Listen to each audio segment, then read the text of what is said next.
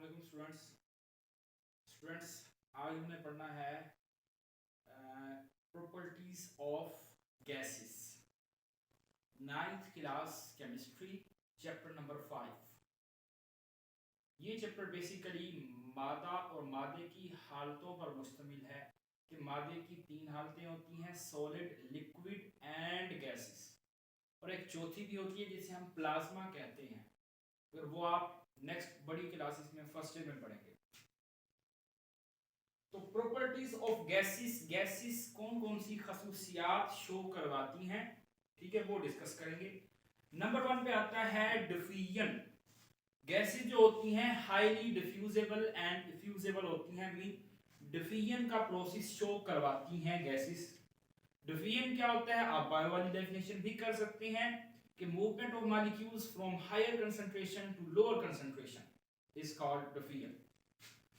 Diffusion किसे कहते हैं, ये इसमें क्या होता है, मिक्सिंग होती है, मुसलसल मॉलिक्यूल्स आपस में मिक्सअप होते हैं।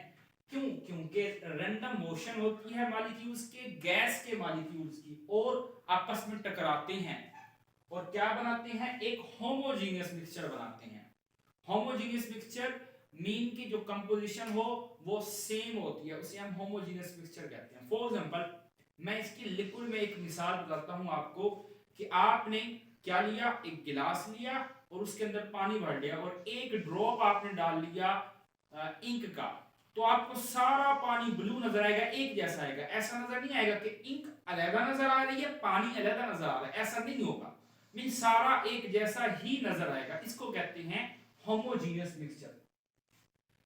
जी, जो रेट ऑफ डिफ्यूजन है, जितनी लाइटर गैस होगी उतना ही क्या होगा, वो जल्दी से मूव करेगी as compare to heavier one के। तो इसका मतलब क्या है कि मैसेज के ऊपर डिपेंड करती है क्या, डिफ्यूजन। जितनी हल्की गैस उतनी क्या होगी, ज्यादा डिफ्यूज करेगी as compare to heavier one के। फॉर एग्जांपल हाइड्रोजन हल्की होती है, इसीलिए 4 गुना ज्यादा डिफ्यूजन का प्रोसेस शो करवाती है, ज्यादा जल्दी डिफ्यूज होती है, डिफ्यूजन रेट ज्यादा शो करवाती है एज कंपेयर टू ऑक्सीजन के। इसके बाद आता है जी डिफ्यूजन, जस्ट लाइक डेफिनेशन है डिफ्यूजन की तरह, मगर इसमें एक फर्क है कि गैस के पार्टिकल अगर एक छोटे से सुराख से निकलते हैं फ्रॉम हायर कंसंट्रेशन से लोअर कंसंट्रेशन की तरफ, उसे हम क्या कहते हैं, डिफ्यूजन कहते हैं। फॉर एग्जांपल हमारे पास बलून है, फुल भरा हुआ है हवा के साथ, तो उसमें से हमने सुई लगाई, तो वो उस सुराख से जो गैस का निकलना है उसको हम क्या कहेंगे, डिफ्यूजन कहेंगे। या जब टायर पंचर हो जाता है बाइसाइकिल का या कार का जैसे, ठीक है, तो उस टायर पंचर से जो हवा का निकलना है उसे हम क्या कहते हैं, डिफ्यूजन। प्रेशर, ये एक ताकत होती है, फोर्स होती है जो कि एक यूनिट एरिया पर अप्लाई की जाए तो क्या होती है, उसको प्रेशर कहते हैं। Pressure P is equal to F over A। F क्या है जी, फोर्स है, A क्या है जी, एरिया है, फोर्स पर यूनिट एरिया।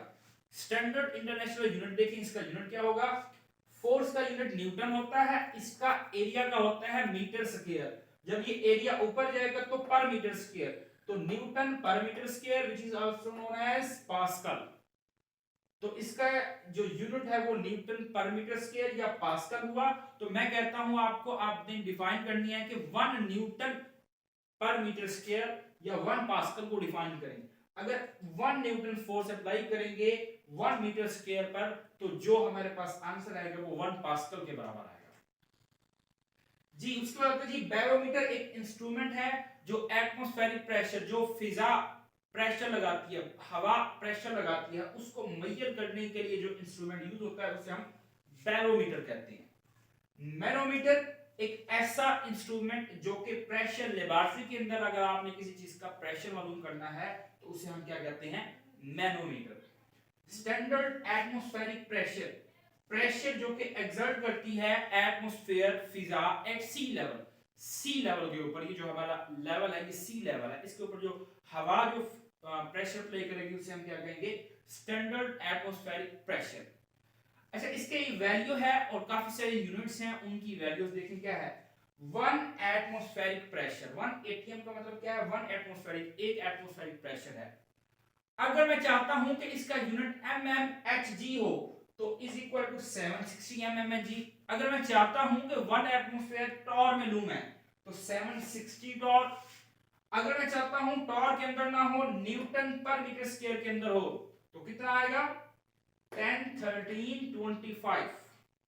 अगर मैं चाहता हूं पास्कल में आए तो 10 13 25 वन एटमॉस्फेरिक प्रेशर 10 13 25 पास्कल के बराबर होगा जी। नेक्स्ट है जी compressibility. Gases are highly compressible. Gases बहुत ज्यादा कंप्रेसिबल होते हैं, इनको आप दबा सकते हैं प्रेशर अप्लाई कर कर।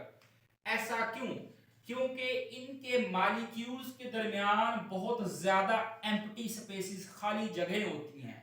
ये दूर दूर हैं, जब हम प्रेशर से अप्लाई करेंगे, प्रेशर अप्लाई होगा तो ये पास पास मॉलिक्यूल्स आ जाएंगे।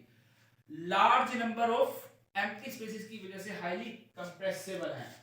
ये देखें जी, ये इनके मॉलिक्यूल शो किए गए हैं, काफी दूर दूर हैं। जब प्रेशर अप्लाई करेंगे तो ये मजीद कंप्रेस हो जाएंगे और इनके मॉलिक्यूल्स पास पास आ जाएंगे। मोबिलिटी मीन कि ये हरकत कैसी शो करवाते हैं? ये रैंडम मोशन, बेतरतीबी मोशन शो करवाती हैं। ऐसा क्यों? क्योंकि इनके पास मॉलिक्यूल्स के पास काइनेटिक एनर्जी होती है। वो एनर्जी जो हरकत करने में मदद करती है उसे हम काइनेटिक एनर्जी। रैंडम मोशन में ऊपर जा रहे हैं, साइड पर, लेफ्ट साइड पर, राइट साइड पर, नीचे जा रहे हैं, जो जिस मर्जी जा रहे हैं।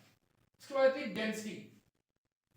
गैसेस की जो डेंसिटी होती है वो बहुत कम होती है, लो होती है as compare to solid and liquid के।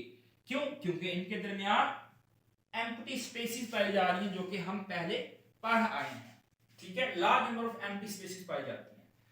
देखिए ये डेंसिटी का फार्मूला देखिए, D = m/v, मास पर यूनिट वॉल्यूम। D जो है वो डायरेक्टली प्रोपोर्शनल होता है किसके जी? मास के। देखिए जी, ये हमारे पास एक बर्तन है और ये दोनों का जो एरिया है वो बराबर बराबर है बर्तन का। अब ये गैस के मॉलिक्यूल हैं, देखें कितनी सारी जगह है, और ये देखें लिक्विड के मॉलिक्यूल हैं, पास पास पड़े हुए हैं, पार्टिकल हैं। अब इस बर्तन के अंदर थोड़े से गैस के मॉलिक्यूल हैं, इसलिए उनका मास भी कम है, इसलिए उनकी मास कम है तो डेंसिटी भी कम है। गैस के मुकाबले में इधर देखिए लिक्विड में काफी ज्यादा अमाउंट में क्या पड़े हुए हैं? ये मॉलिक्यूल्स पड़े हुए हैं, इसलिए इसकी डेंसिटी भी ज्यादा है, और सॉलिड की इनसे भी क्या होती है? ज्यादा होती है। अच्छा, गैसेस की जो डेंसिटी है वो बढ़ती है कूलिंग पर। अगर हम कूल करते हैं, लिक्विड एंड सॉलिड की 1000 टाइम डेंसिटी ज्यादा होती है गैसेस के मुकाबले में। जी स्टूडेंट्स, ये तो था प्रॉपर्टीज ऑफ गैसेस के बारे में।